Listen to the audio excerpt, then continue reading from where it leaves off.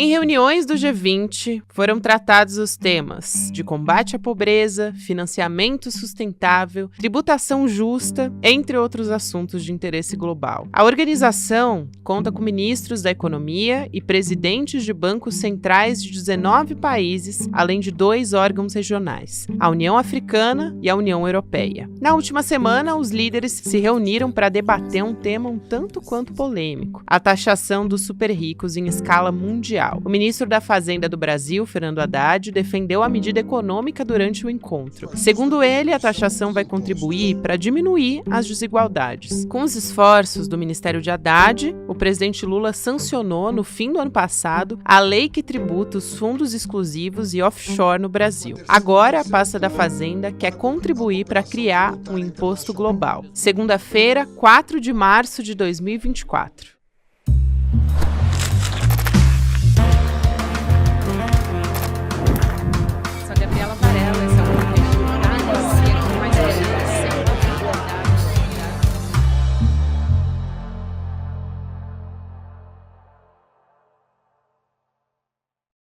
Olá, seja muito bem-vindo, seja muito bem-vinda. Eu sou a Gabriela Varelli, esse é o Videocast em Detalhes. E aqui, sempre com um convidado, uma convidada, a gente analisa uma temática, uma notícia importante do momento.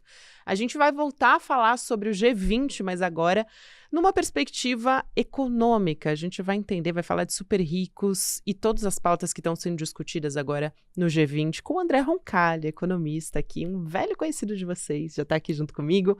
Roncalha, prazer falar contigo mais uma vez. Muito bem-vindo aqui ao Em Detalhes, você sempre. Tudo bem, Gabi? É um prazer estar aqui com você. Tudo jóia. Eu queria começar contigo falando sobre essa taxação global que está sendo falada, né? Essa discussão do G20 para os super ricos, que foi principalmente na dia 29 de fevereiro, né? Uma quinta-feira, foi quando o ministro Fernando Haddad falou, né? É uma figura, inclusive, o Fernando Haddad, que ele não desagrada, acho importante a gente dizer isso, a Faria Lima. Ele dialoga muito bem com a Faria Lima. E eu queria entender, quando ele fala, né, defende que os bilionários paguem mais impostos, como é que isso foi recebido pelo mercado financeiro, pela Faria Lima, para a gente começar aqui a nossa conversa. Isso nunca é algo que eles gostam muito de falar. Eles, no plano do discurso, eles dizem que entendem a questão, que tem que tributar mesmo, que realmente tem uma concentração de riqueza, mas, em geral, acho que eles têm as expectativas que nunca toquem neles, né? Que sempre sejam os ricos e os super ricos do hemisfério norte, né? Que não chegue muito ali na Faria Lima. De qualquer maneira, o governo Lula e o ministro Fernando Haddad, em particular, vem fazendo esse esforço muito grande de tributar principalmente, né, os fundos exclusivos, esses fundos fechados, que tinham no cenário brasileiro um privilégio, né, de não serem tributados.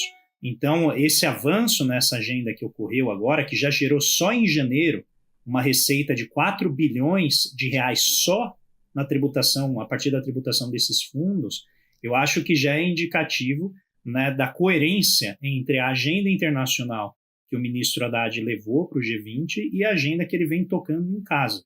E, nesse sentido, Gabi, eu vou até fazer uma provocação, é muito pouco importante o que a Faria Lima pensa, né? Nesse sentido, a Faria Lima tem que pagar os impostos dela. E por que eu digo isso?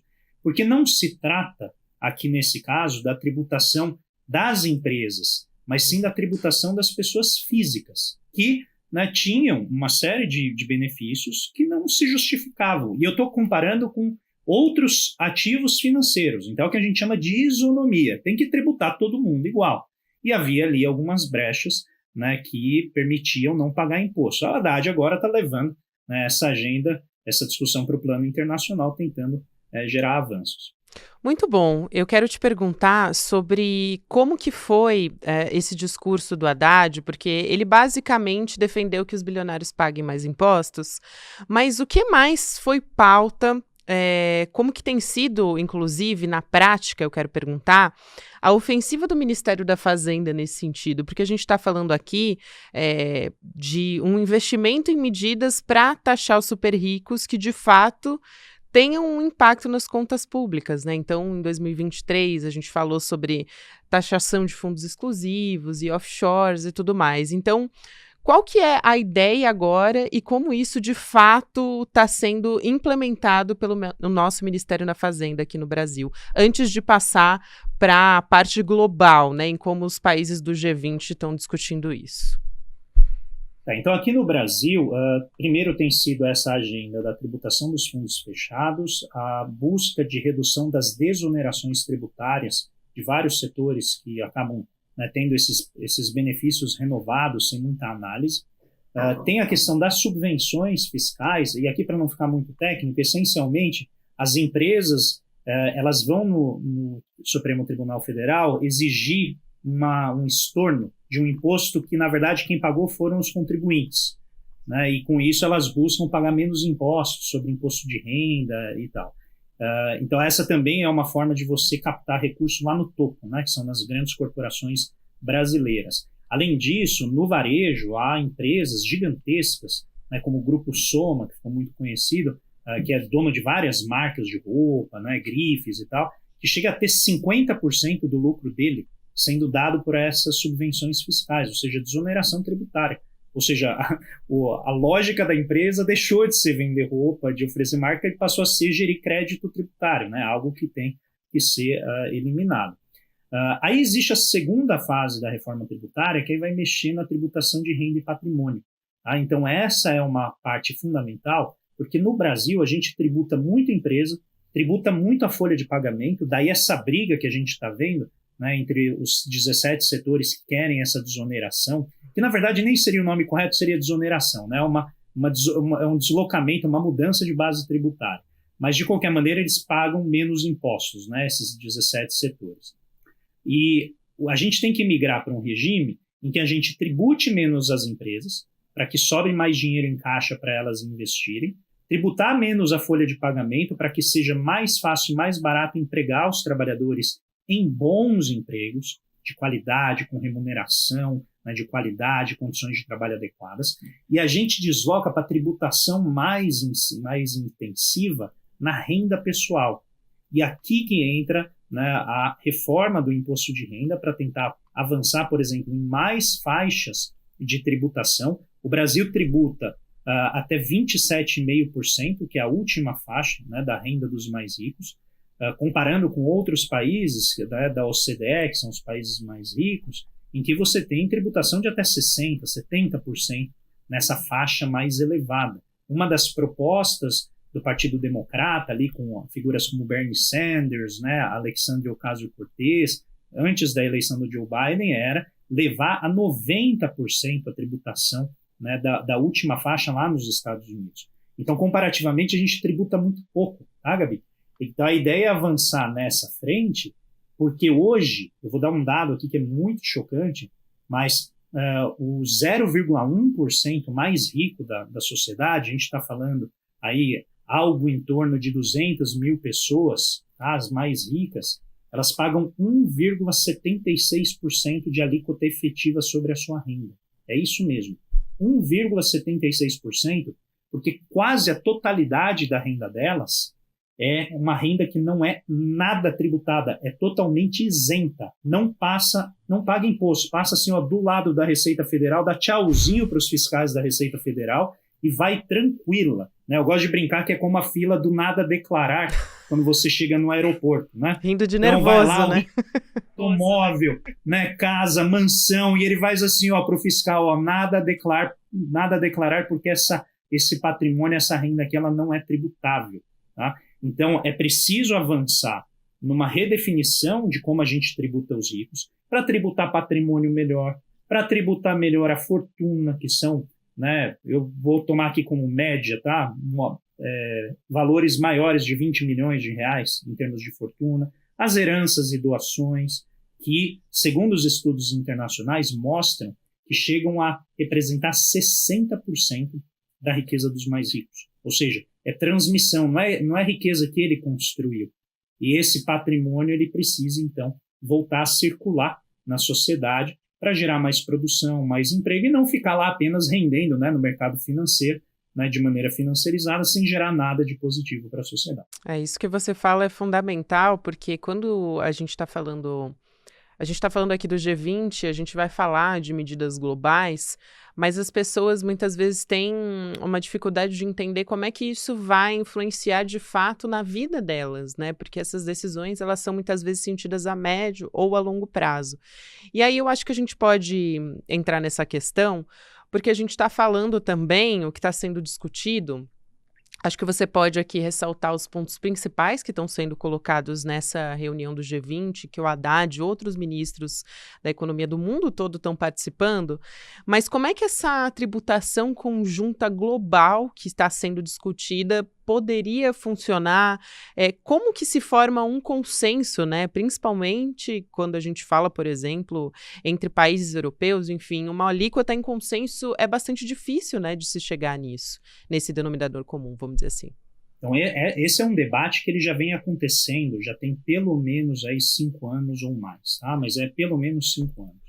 Então, existe um processo que começou já nos anos 2000, de tentar aumentar o grau de abertura ou quebra de sigilo bancário dos paraísos fiscais. Ou seja, principalmente a Suíça era um país que oferecia esse benefício aos muito ricos, que era o sigilo bancário. Tá? Então elas ofereciam, olha, aqui ninguém vai saber o que acontece. A gente viu vários casos, né, até aqui no Brasil, de políticos que eram denunciados e investigados por corrupção que guardavam dinheiro na Suíça. Conforme aumentou a pressão de vários países, particularmente da Europa, que perdia bilhões, centenas de bilhões de euros na forma de evasão fiscal, que não ia para os governos, acabava indo para esses paraísos fiscais, a Suíça ela começou a compartilhar essas informações a partir de 2015. Então, a partir de 2015, o principal hub, né, o principal centro de sigilo bancário mundial, começou a compartilhar informações. Isso ajudou muito no combate à corrupção, no combate ao tráfico de drogas, no combate ao tráfico de seres humanos, né, de crianças, mulheres, mundo afora, porque, né, o que alimenta essas redes de crime é exatamente a facilidade que elas têm de se esconder, né, dos governos, se esconder da fiscalização, mas, sobretudo, também da tributação.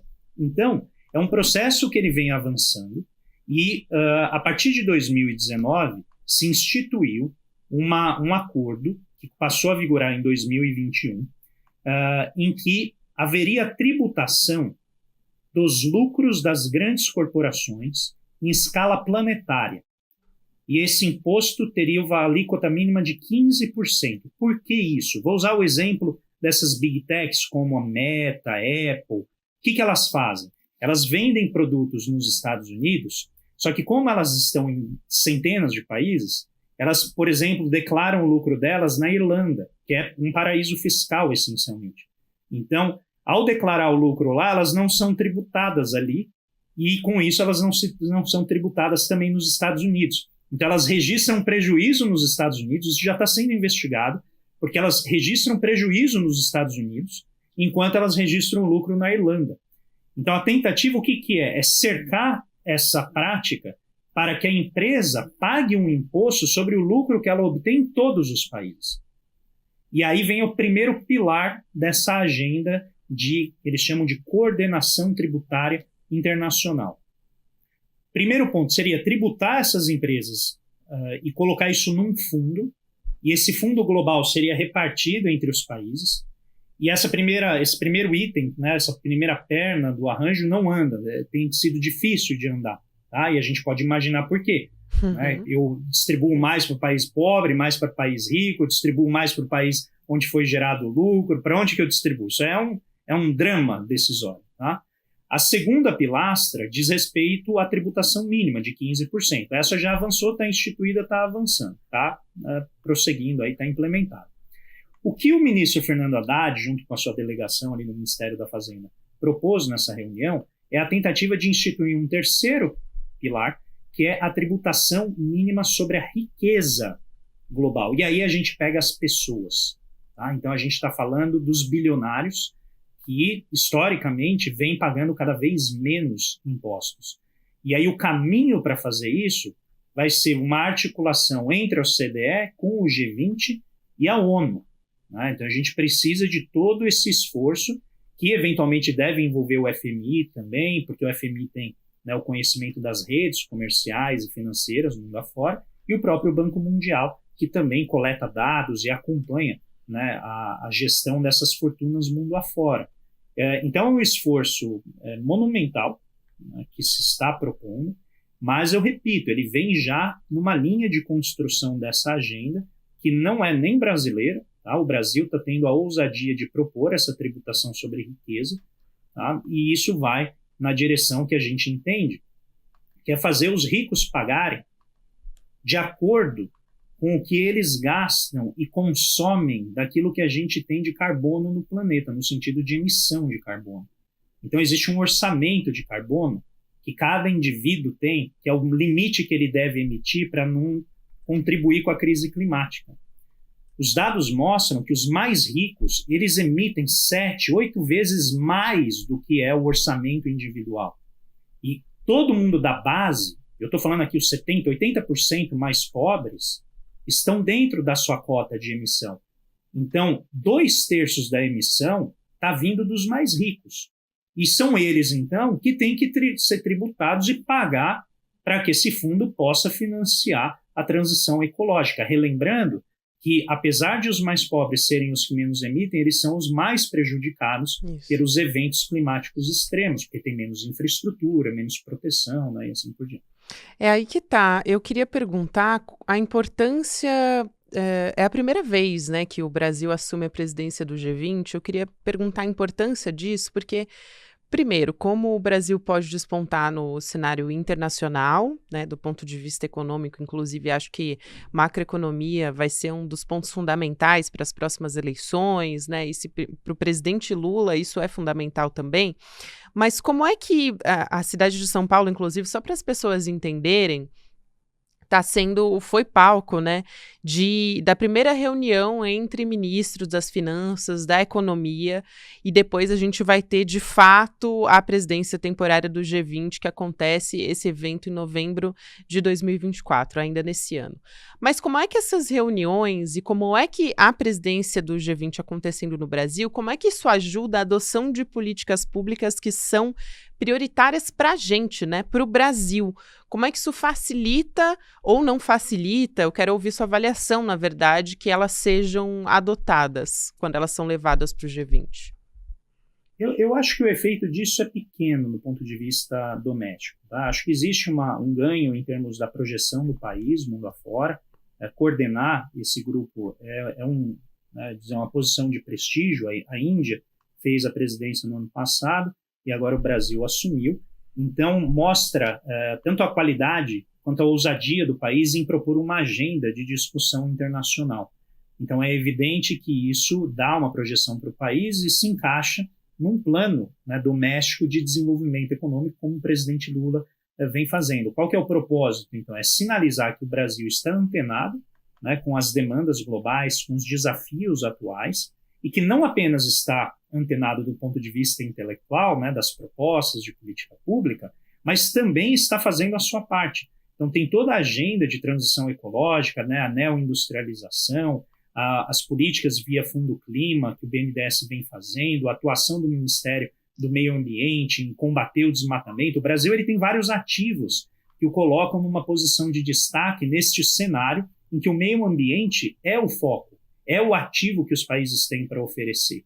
Então, eu acho que isso coloca o Brasil numa posição que permite o enriquecimento do debate público, não apenas no sentido de oferecer essas propostas, mas de vocalizar, Gabi, as demandas do sul global, né, dos países em desenvolvimento, dos países africanos, dos países latino-americanos, do sudeste asiático, porque a gente fala muito do leste asiático, que seria o nordeste ali da Ásia, né, que é a Coreia do Sul, Japão, China, mas o sudeste asiático tem países que são em franco desenvolvimento, como Malásia, Indonésia, e eles precisam também da atenção dessa agenda global para poder facilitar o seu caminho e encontrar um lugar melhor, né, nessa divisão internacional do trabalho, que eles chamam agora de cadeias, né, globais de valor. Então, toda a agenda ela é importante nesse sentido. Ela dá reputação, atrai investimentos, né, e permite também, um ponto final, que é facilitar o caminho do país, nesse arranjo todo, para obter o grau de investimento, né, que a gente precisa resgatar para diminuir a taxa de juros que o mundo cobra, né, quando ele faz investimentos aqui no país. Isso tudo, né, é muito importante para a gente alavancar a atividade econômica. Muito bom. E eu queria te perguntar também sobre decisões que são tomadas ali, porque pelo que eu acompanhei também de especialistas e na imprensa, são decisões que são de caráter recomendatório. E acho que isso vale a pena explicar, né? O G20 ele chega a esses consensos, perdão, entre os países e eles não são obrigados a adotar, né? Não é algo mandatório, então. Não é. É um fórum de debates, como existem vários outros. Não existe ali força de lei, né? Até porque não existe uma polícia internacional, né? Não existe um Estado internacional que faça esse tipo de monitoramento. Então, é um espaço de debate. E aqui, para não ficar, né, naquele ceticismo típico, que é assim, mas não resolve nada, não serve para nada, eu vou dar uma visão que vai, na verdade, contra isso. Por que resolve? Primeiro, porque gera uma formação de consenso que ela é importante para fortalecer em cada país as coalizões políticas que estão alinhadas com essa agenda do G20. Então, quando existe um grupo num país que está pleiteando o avanço da tributação progressiva, a discussão do G20 legitima, dá força, né, impulsiona essa agenda e faz vocalizar de maneira mais evidente o pleito desses grupos. Então existe sim um efeito, só que ele não é visível, tá, Gabi?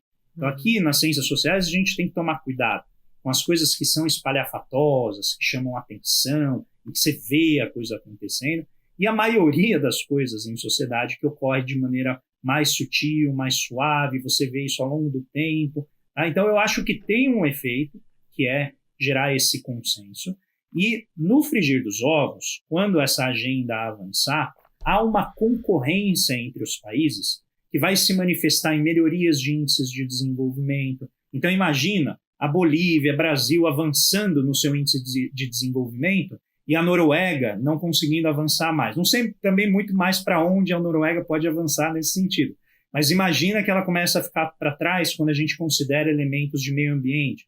Então essa concorrência ela gera, porque parece que não, que nações não têm vaidade, mas as nações têm sim, né, uma busca por legitimação, por prestígio internacional em aspectos. Então esse elemento dessas reuniões acaba ajudando nesse sentido.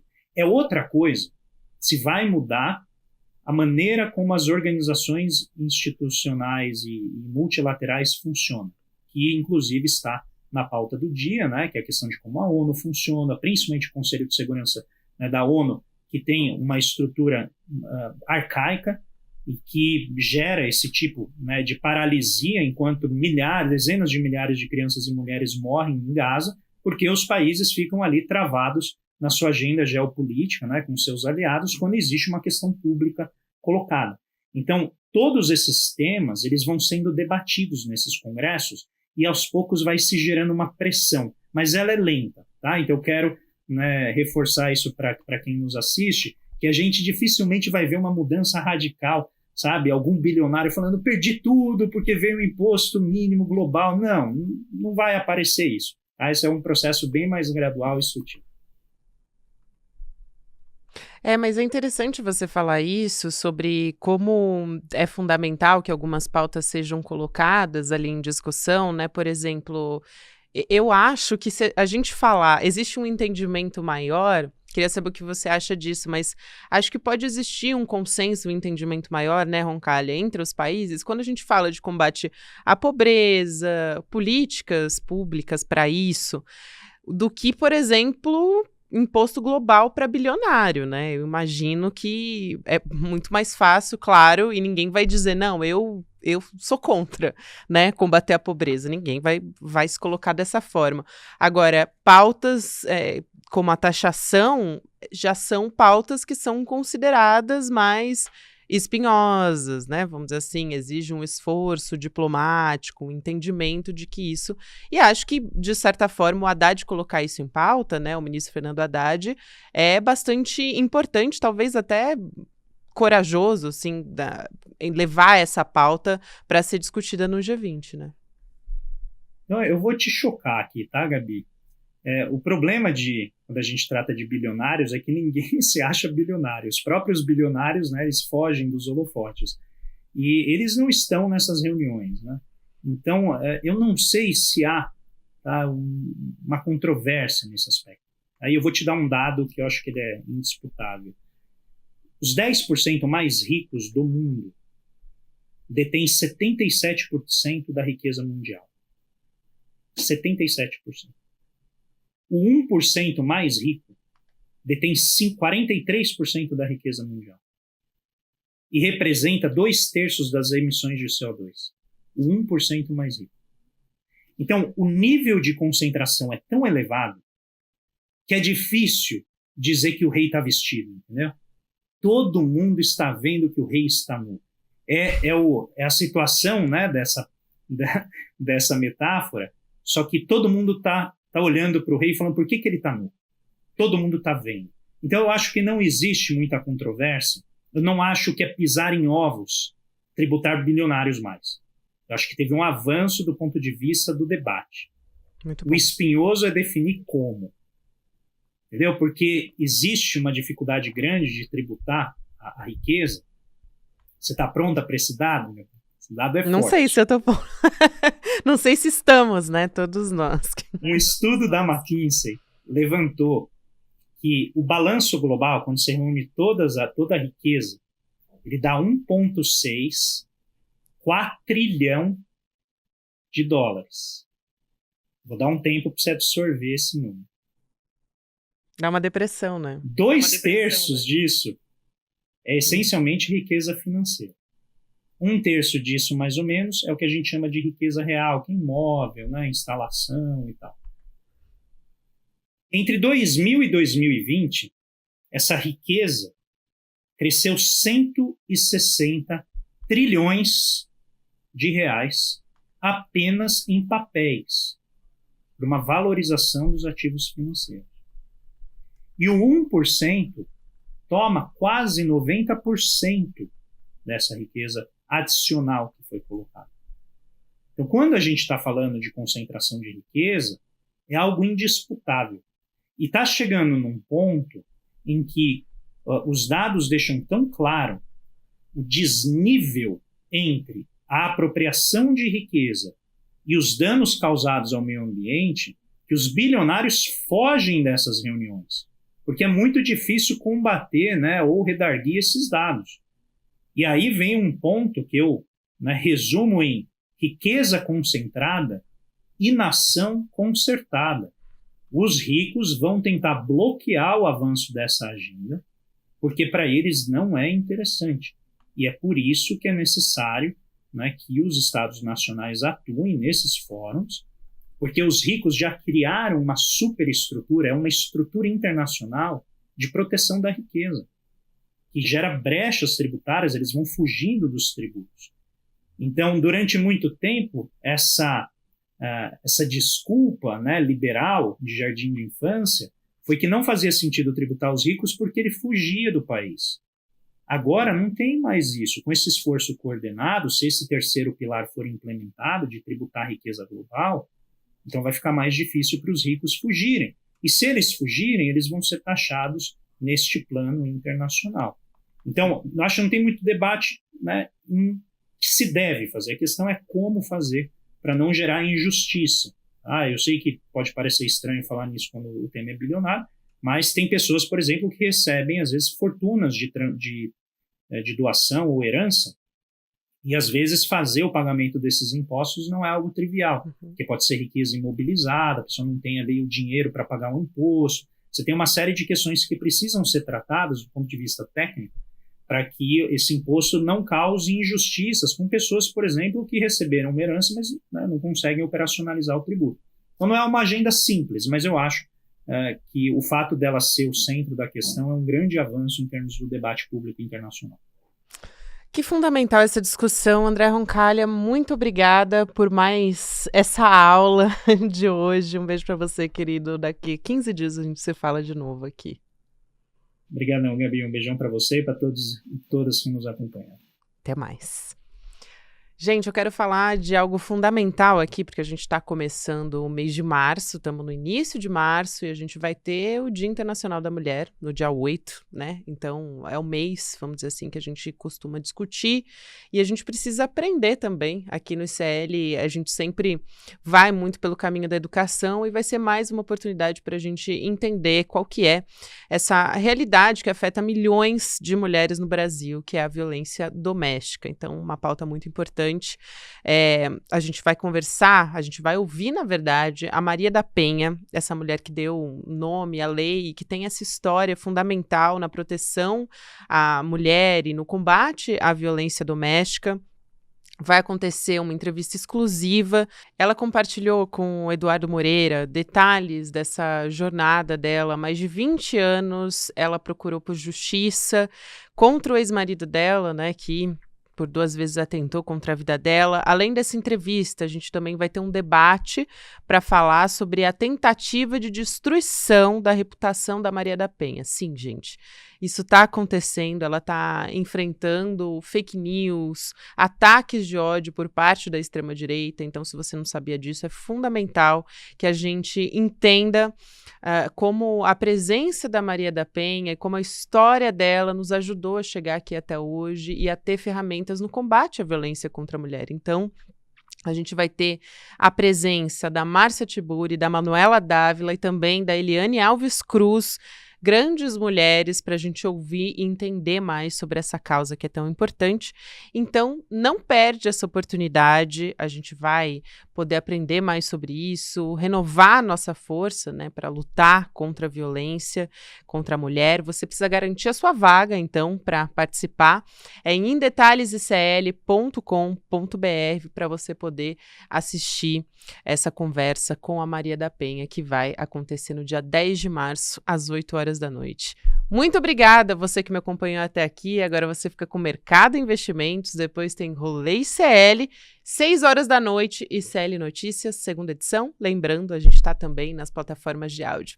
Obrigada e boa semana para você. Olá, eu sou Eduardo Moreira e queria convidar todos vocês para uma conversa muito especial que eu tive, uma conversa inspiradora, uma conversa forte e uma conversa reveladora também com a Maria da Penha, essa personagem tão importante que a gente tem no nosso país. Olá, eu sou a Maria da Penha e estou convidando você para assistir um papo muito legal que eu tive com o Eduardo Moreira, do ICL. Conto com vocês nessa conversa.